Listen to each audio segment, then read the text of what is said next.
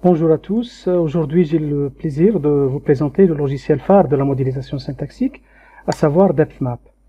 L'intérêt de DepthMap est qu'il réunit au sein d'une même interface simple et conviviale l'ensemble des outils et mesures de la space syntax. Entre autres, la VGA, donc l'analyse du graphe de visibilité, les mesures axiales et convexes, ainsi qu'un module permettant la simulation multi-agent. Donc, il réunit, en fin de compte, pratiquement l'ensemble des outils et techniques de mesure syntaxique. DepthMap a été développé par Feu Alasdair Turner à l'UCL et a connu plusieurs développements importants.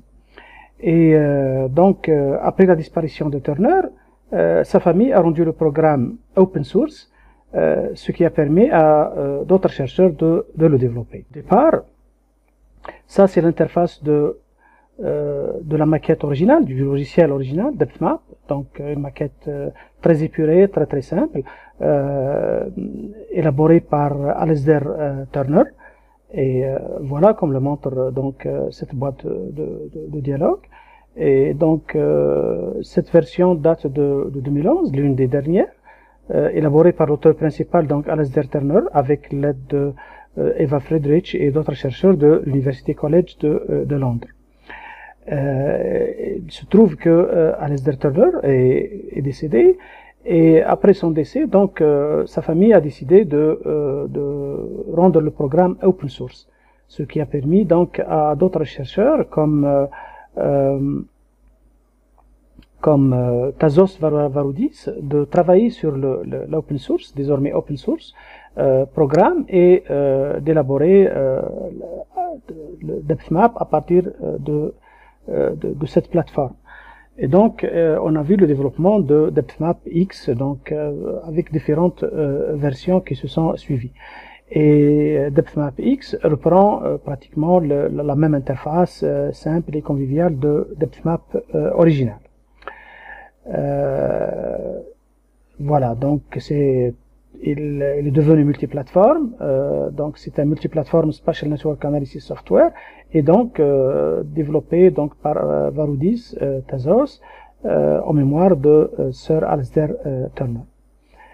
Et donc, comme j'ai dit tout à l'heure, donc ce logiciel permet toutes sortes d'analyses. Il permet de faire la VGA, comme on peut le voir sur cette interface.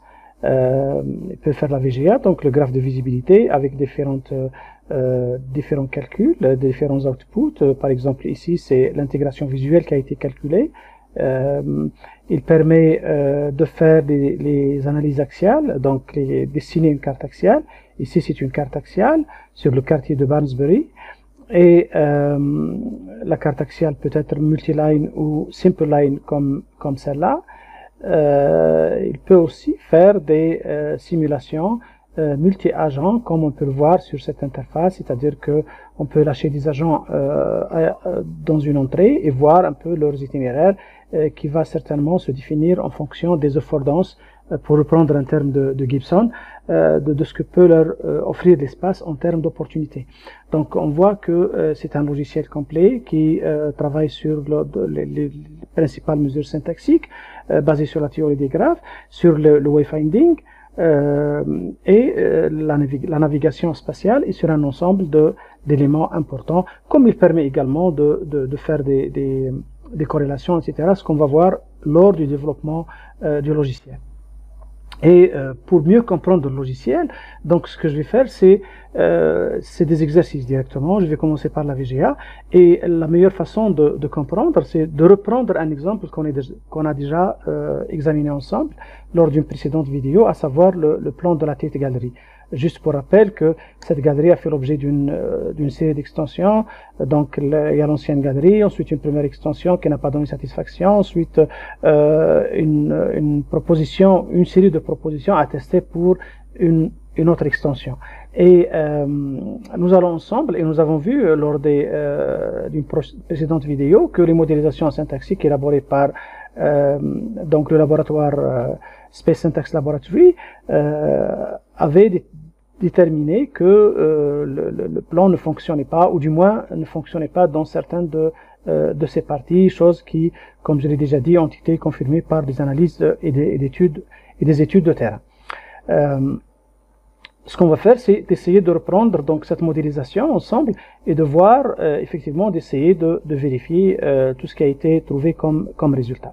Pour, disons, construire, pour travailler un graphe de visibilité, il importe donc de commencer par préparer les plans à modéliser. On peut dire qu'il s'agit d'une opération de nettoyage, c'est-à-dire que Space Depth Map n'exige pas beaucoup de rendu, c'est-à-dire pour lui un plan simple, même un seul trait peut suffire.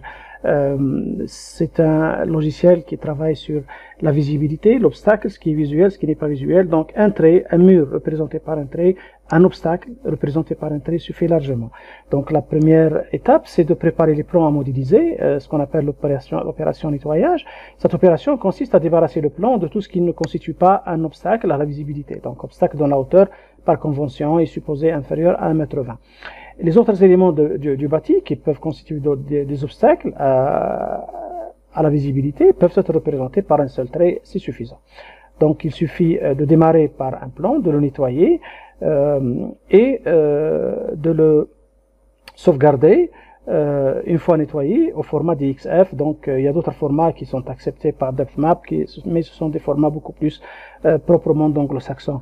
Ce qu'on peut retenir, le format qui nous intéresse, universel, c'est le format DXF qu'on peut travailler donc sous AutoCAD ou sous Archicad, etc., ou sous n'importe quel bon logiciel de DAO.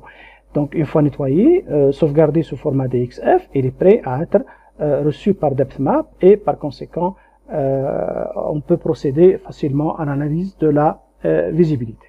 Mais pour mieux maîtriser ce logiciel, ô combien important, on va tout de suite passer à l'essentiel, c'est-à-dire à la pratique. Voilà. Bonjour à tous, donc je vous présente le logiciel DepthMap dans sa version 10, la version originale donc élaborée, développée par Alasdair Turner.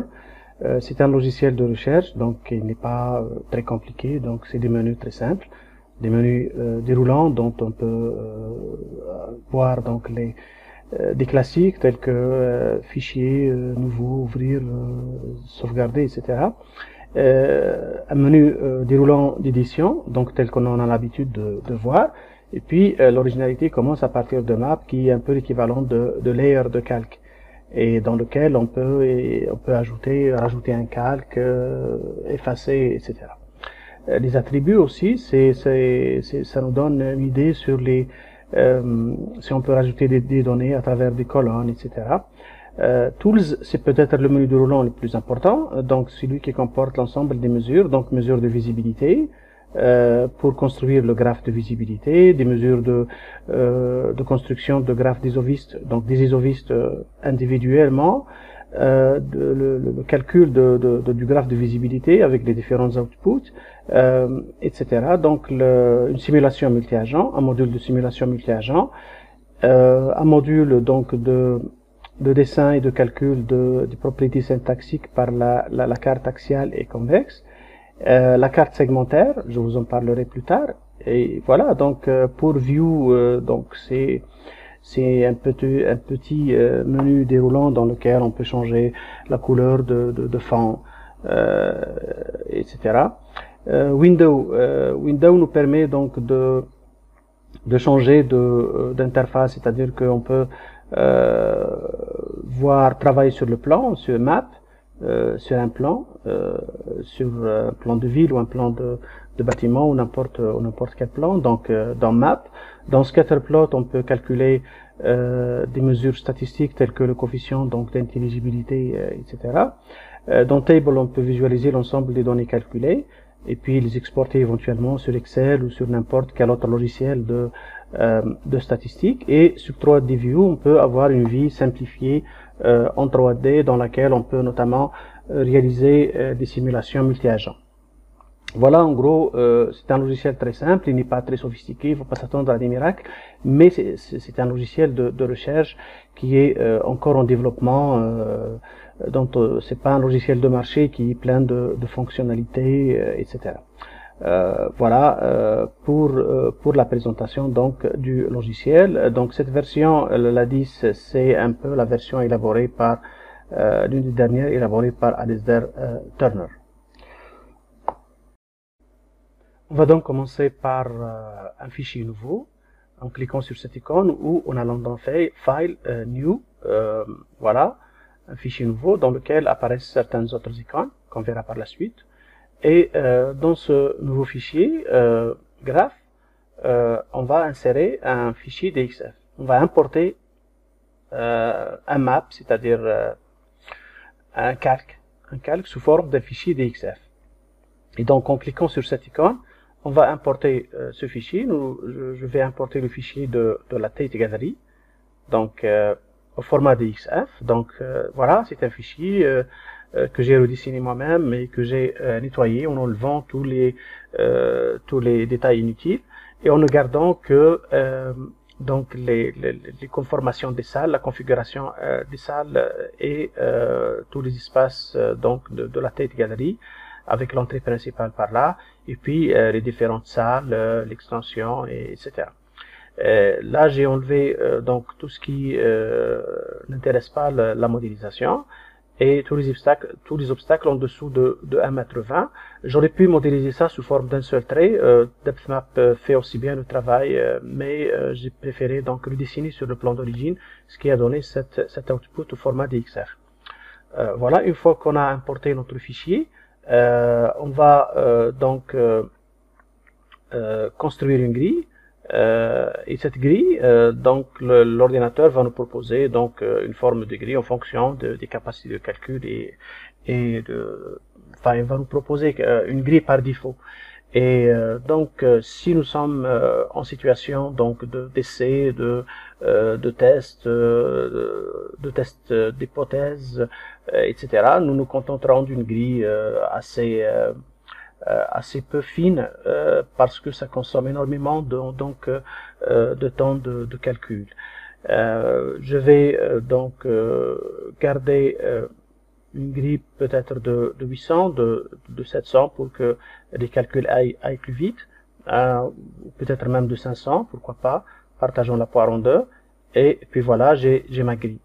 Dans cette grille me permet de subdiviser l'espace de la galerie en petits carrés, et donc comme nous avons vu dans la partie fondement théorique, chacun de ces petits carrés ou de ces petits pixels ou de ces petits éléments géométriques, on va lui calculer sa relation de visibilité avec tous les autres carrés ou tous les autres carreaux dans ce système, donc dans cette grille. Ce qui renvoie à une modélisation donc de la visibilité dans tout le système spatial. Donc une fois la grille disposée, on va cliquer sur ce pot de peinture et on va remplir donc l'espace qu'on va modéliser. Le pot de peinture est très intéressant parce qu'il nous permet de visualiser la part d'espace qui va être modélisée, qui va subir la modélisation. Donc tout ce qui a été rempli par le pot de peinture va être modélisé. On va lui calculer donc ses relations de visibilité avec ses voisins. Il est normal que donc ces espaces ont été complètement fermés. Ce sont des espaces techniques qui ne sont pas accessibles au public, donc je les ai laissés complètement fermés comme dans le document original. Voilà, quelques épaisseurs de murs aussi ont été fermées. Et pour le reste, donc nous allons modéliser ce plan. Une fois qu'on est content avec tout ce travail préliminaire, on va aller dans Tools, le menu principal, qui n'est plus gris, donc qui n'est plus verrouillé, et on va aller dans Visibilité et Make Visibility Graph. Donc on va dessiner d'abord, on va construire le graphe de visibilité. Et on va cliquer sur ça, et puis tout de suite sur OK. Ça va prendre quelques secondes, ça dépend donc de la résolution qu'on aura choisie et des capacités de notre ordinateur. Et rapidement, ça nous donne déjà un premier aperçu. C'est le graphe de visibilité qui ressort. Dans ce graphe, donc, on a une première valeur par défaut, c'est la valeur de la connectivité. Et la connectivité, on peut donc promener le curseur et voir des valeurs de connectivité les différents pixels dans notre système spatial. Par exemple, ce point rouge qui constitue un tournant, une sorte de carrefour, c'est peut-être l'espace le plus connecté avec une valeur donc de 3906. Et puis, donc, on a un axe de visibilité assez connecté, avec des valeurs proches de 3000, un peu moins. Donc, tout cet axe-là, c'est l'axe principal. Et puis, d'autres axes qui ressortent, donc, avec des valeurs proches. Et puis, on a certainement des points qui sont peu connectés, avec des valeurs assez basses. Comme vous pouvez le voir, donc, cette partie-là, et l'on ressort que les valeurs dans les différentes salles sont assez peu élevées par rapport donc à l'axe principal et par rapport aux autres salles dans la galerie. Voilà un premier aperçu, c'est un premier résultat intéressant. Donc nous n'allons pas nous contenter de ça, nous allons revenir sur Tools et dans Visibilité, nous allons maintenant utiliser la commande Run Visibility Graph Analysis, c'est-à-dire que on lui demande au logiciel de nous calculer les autres propriétés syntaxiques. Et on clique sur Run Visibility Graph Analysis et on a cette boîte de dialogue donc qui va surgir et qui va nous demander donc de choisir entre plusieurs techniques. Donc on peut calculer des propriétés isovistes, on va pas faire ça maintenant. Disons ou calculer ce qu'on appelle Calculate Visibility Relationships, c'est-à-dire que on va calculer les relations de visibilité entre tous les carreaux de cette grille, de ce plan. Et on peut cocher, par exemple, sur les Global Measures, donc qui comprennent l'intégration, etc., le système global, disons cette dimension globale dont j'ai parlé au niveau théorique, et on peut aussi cocher sur les dimensions locales. Ça dépend encore une fois des capacités de l'ordinateur à faire le boulot pour les deux parallèlement. Moi je ne m'aventure jamais parce que je vais décocher les mesures locales et je vais me contenter pour le moment des mesures globales et je vais cliquer sur OK. Et donc voilà, même en décochant les mesures globales, même avec une grille qui n'est pas très fine, on va s'apercevoir que quand même le calcul va prendre un certain temps. Voilà, il m'affiche 34 minutes, 33, mais ce temps va changer au fur et à mesure donc de la progression du calcul. Il faut être un peu patient et on va laisser l'ordinateur calculer et puis je vais revenir tout à l'heure. Voilà. Voilà, le calcul est maintenant terminé, donc nous pouvons visualiser. Et par défaut, donc c'est l'intégration visuelle, la mesure phare qui apparaît une fois les mesures globales calculées. Parmi ces dernières, nous allons voir donc l'entropie, qui est la mesure un peu de la distribution des valeurs, des fréquences de distribution, l'homogénéité du système, l'intégration bien sûr, il y en a trois, l'intégration visuelle HH pour Hillier et Hanson, l'intégration visuelle p-value d'un laboratoire, je crois, coréen, et l'intégration Tecklenburg. Donc c'est un autre chercheur, donc les chercheurs introduisent des paramètres comme ça de pondération, mais grosso modo les trois valeurs diffèrent très peu, donc elles donnent sensiblement le même résultat. Nous allons nous contenter donc de l'intégration telle que définie et développée par Hillier Hanson. Pour mieux visualiser, nous pouvons supprimer la grille et là nous voyons donc le graphe de visibilité dans toute sa splendeur et l'intégration, mais encore plus en valeur les espaces qui sont intégrés, qui sont connectés visuellement, et donc on a une sorte de squelette comme ça qui apparaît avec l'allée centrale et des allées qui sont perpendiculaires et donc qui irriguent les différentes salles, qui connectent les différentes salles de la galerie, sauf que à ce niveau-là, on voit bien sûr le hiatus entre cette partie et l'autre système. D'autres valeurs, par exemple le visual mean depth, c'est-à-dire que ici on voit le nombre de pas visuels à franchir à partir d'un espace, c'est-à-dire que au niveau de l'allée qui est la plus intégrée, au niveau de la visual depth, la profondeur visuelle, c'est-à-dire que on voit que c'est en bleu, donc il y a une très faible profondeur, donc les espaces sont très accessibles, la profondeur est très faible et elle demeure faible pratiquement dans toute cette partie-là. Par contre, ici, cette valeur qui était de 2,60 à ce niveau, elle augmente jusqu'à atteindre par exemple le 7,67 à ce niveau-là, qui est une valeur de profondeur assez importante. Et donc on voit cette notion de profondeur qu'on a déjà vu et expliqué au niveau des graphes justifiés, comment elle se manifeste au niveau des graphes de visibilité. Donc par conséquent, les espaces donc les plus profonds ont tendance à être négligés, à être délaissés par les visiteurs au niveau des espaces. D'autres valeurs comme le node count, donc ici ça permet juste de compter les nœuds, et puis donc une autre valeur relativisée de l'entropie, de cette valeur d'entropie, donc on a une valeur ici relativisée. Voilà grosso modo, donc je reviendrai sur des mesures plus en profondeur comme l'entropie. Pour le moment, ce qui nous intéresse, c'est la valeur phare, la valeur d'intégration, et donc à ce niveau-là, nous pouvons visualiser le graphe de visibilité. Donc nous avons calculé les mesures globales, nous allons maintenant calculer les mesures globales. On va aller vers Tools, toujours dans le sous-menu Visibilité, et puis on va cliquer encore une fois sur Run Visibility Graph Analysis. Et cette fois-ci, on va décocher les Global Measures et cocher les Local Measures, c'est-à-dire qu'on va calculer les mesures locales. Voilà, et là, les mesures locales, généralement, par expérience, elles demandent beaucoup plus de temps de calcul que les mesures globales. Et je pense que ça va prendre un peu de temps, donc on va encore une fois attendre que le calcul soit terminé pour revenir et expliquer les différentes mesures locales. Voilà, donc le calcul est terminé. Nous avons donc calculé les propriétés locales, les mesures syntaxiques locales, et elles s'affichent ici dans cet onglet à gauche. Donc nous avons le Visual Clustering Coefficient, c'est-à-dire le coefficient de compacité, le coefficient de groupement ou de regroupement. Donc c'est un peu la convexité sous la visibilité.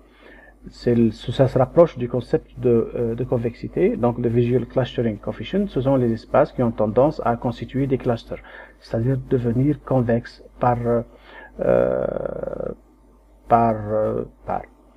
Et nous avons aussi le Visual Control, donc c'est les espaces qui ont tendance, ou les portions d'espace qui ont tendance à contrôler l'accessibilité visuelle à d'autres espaces dans le système spatial. La contrôlabilité, donc c'est la disposition de certains espaces ou de certaines portions d'espace à être contrôlées.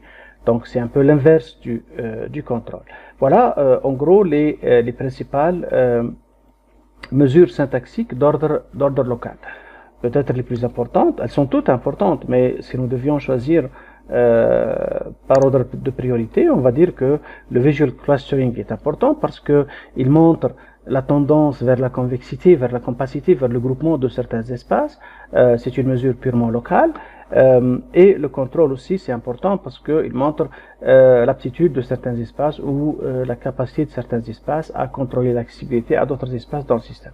Voilà les principales mesures syntaxiques issues des calculs de la visibilité lorsque nous cliquons sur Run Visibility Graph Analysis. Bien sûr, nous pouvons calculer d'autres propriétés comme les propriétés isovistes. Nous pouvons aussi calculer des propriétés angulaires, c'est-à-dire la topologie, les changements d'angle de visibilité au fur et à mesure que l'on progresse dans la structure spatiale, mais nous laisserons cela à une autre fois. Voilà. Je vais annuler.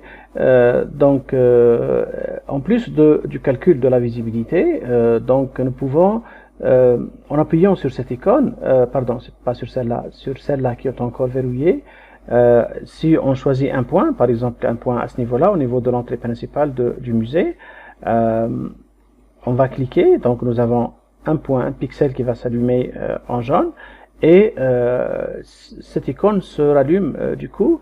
Et si nous cliquons sur cette icône, nous allons, donc à partir de ce pixel que nous avons sélectionné ici, par exemple, appuyer sur cette icône, et ça va nous dessiner un peu l'isoviste qui va s'offrir à un promeneur, à un visiteur depuis l'entrée principale.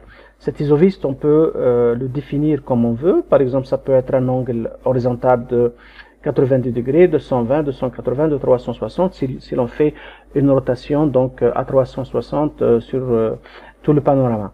On va se contenter d'un angle de 90 degrés et on va cliquer sur OK. Donc, et on va du coup donc éteindre le calque VGA pour mieux voir le. Ça, c'est un isoviste. Un isoviste se dessine. Donc, c'est un peu le champ de vision qui s'offre à nous depuis l'entrée principale jusque là où s'arrête donc le champ de vision avec tous les obstacles. Si nous voulons voir un peu la progression du champ visuel à ce niveau-là, nous allons tout simplement cliquer à ce niveau-là et toujours en définissant le même angle, on va avoir un champ visuel différent et donc qui va s'offrir au visiteur. Déjà à ce niveau-là, le visiteur possède un champ visuel différent. Il a cet axe qui se prolonge jusqu'à pratiquement la fin, puis à droite et à gauche, il y a deux axes qui s'offrent à lui. Et au fur et à mesure qu'il progresse, d'autres champs visuels vont s'offrir au visiteur. Et donc, à ce niveau-là, par exemple, au niveau des carrefours, les champs visuels sont beaucoup plus importants parce que ça donne un champ de visibilité qui change. Au niveau de cet axe aussi, si l'on se situe à ce niveau-là, on voit que il y a pas mal de champs visuels qui s'offrent à nous, et ces champs visuels, ils pénètrent aussi dans les salles. Voilà, à ce niveau-là, on va voir que le champ visuel, il va embrasser un peu ce qui se passe dans la salle et ainsi de suite. Donc, on voit des champs visuels changeants au fur et à mesure que l'on évolue dans le musée. Ces champs visuels, bien sûr, ils peuvent changer, etc. au fur et à mesure que l'on progresse. Et donc, ils dessinent donc des perspectives différentes de notre expérience de l'espace.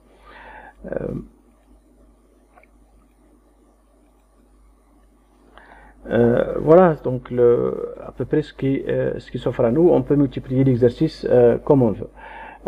Donc là, on voit s'afficher un nouveau calque, donc isoviste. Donc c'est des isovistes construits individuellement. On va l'éteindre et rallumer la VGA pour retrouver notre visibility graph analysis. Il y a une icône intéressante ici, c'est l'icône Step Depth. Step Depth, c'est calculer le nombre de pas de profondeur topologique depuis un point. Par exemple, si l'on se situe à ce niveau-là, j'ai déjà défini ce pixel, on va définir le nombre de points. Par exemple, ici, on est à 1, à 0 au niveau du point sur lequel on s'est situé, puis on est à 1, tout ça on est à 1, donc on est à un seul niveau de profondeur, donc notre visibilité va jusqu'à la fin avec un seul niveau de profondeur, puis à 2, puis éventuellement à 3, et ainsi de suite. Donc le max à peu près ici, c'est 4, voire 5, etc. Et la majorité des espaces, donc de tout cet espace-là, la profondeur maximum est 6, mais 6 c'est vraiment exceptionnel à ce niveau, c'est-à-dire que si l'on doit prendre la moyenne, on va jusqu'à 4. Par contre, dans cet espace-là, on va jusqu'à 7. Cela veut dire que cet espace-là est assez profond. Voilà donc les principales mesures de la VGA, à la fois locale et globale. Si on clique sur la fenêtre View, sur la fenêtre Window, on peut donc aller vers Scatterplot. Scatterplot, c'est donc une sorte d'analyse statistique, de corrélation entre deux paramètres. Nous allons choisir, donc nous allons essayer de définir l'intelligibilité de ce plan. L'intelligibilité, comme on l'a déjà affirmé, et la corrélation entre la connectivité et l'intégration. Voilà, et nous allons choisir l'intégration. Nous voyons s'afficher donc un nuage de points qui normalement doit se rapprocher de cette droite définie par l'équation au-dessus. en haut à gauche. Et le coefficient R2 est de l'ordre de 0,68. Donc, si nous devons nous référer à ce coefficient de régression, nous allons affirmer que quand même ce plan reste intelligible malgré tout. Ce plan reste intelligible malgré les défauts qu'on a relevés au niveau de cette partie-là. Globalement, si l'on prend la moyenne, on va dire que dans sa globalité, ce plan reste intelligible. Voilà. Donc, table, si on clique sur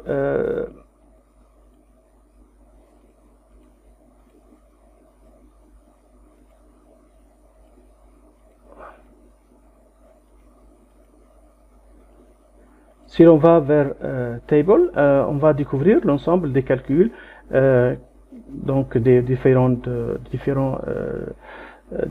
paramètres, et voilà ces calculs, donc ces chiffres, on peut les exporter sur Excel ou sur n'importe quel autre logiciel de statistique. Voilà, on revient vers l'output principal. Donc ici nous avions Visual Step Depth. On va revenir vers par exemple l'intégration, et du coup on va désélectionner ce petit point, et là on peut aller vers 3D View, et on a une sorte de vision donc à 3D en troisième dimension, une sorte de vue en perspective en troisième dimension, qui nous donne déjà une idée de la distribution de l'espace, mais nous permet, le plus important, nous permet de faire une simulation multi-agent.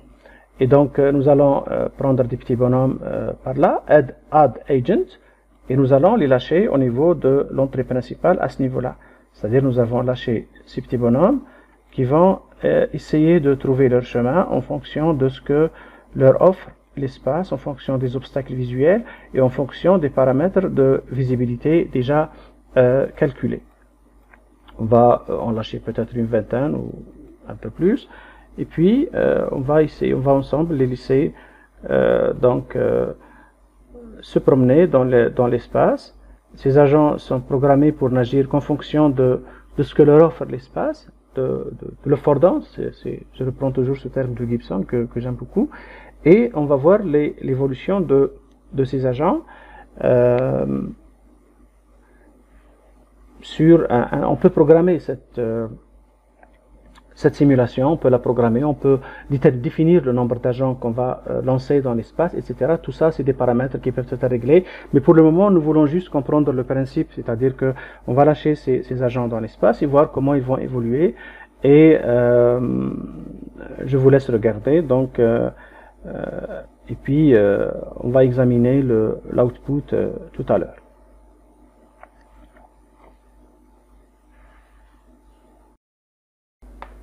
Enfin, voilà à peu près l'image. Donc nous allons nous contenter de ça. C'était juste une démonstration de ce qu'on peut faire avec la simulation multi-agent. Et voilà pour la visibilité. En gros, pour la carte axiale, nous l'aborderons donc pour les différentes techniques. Nous avons vu un peu la visibilité, la simulation multi-agent. Pour la carte axiale et segmentaire, nous les verrons dans une prochaine vidéo. Voilà, merci.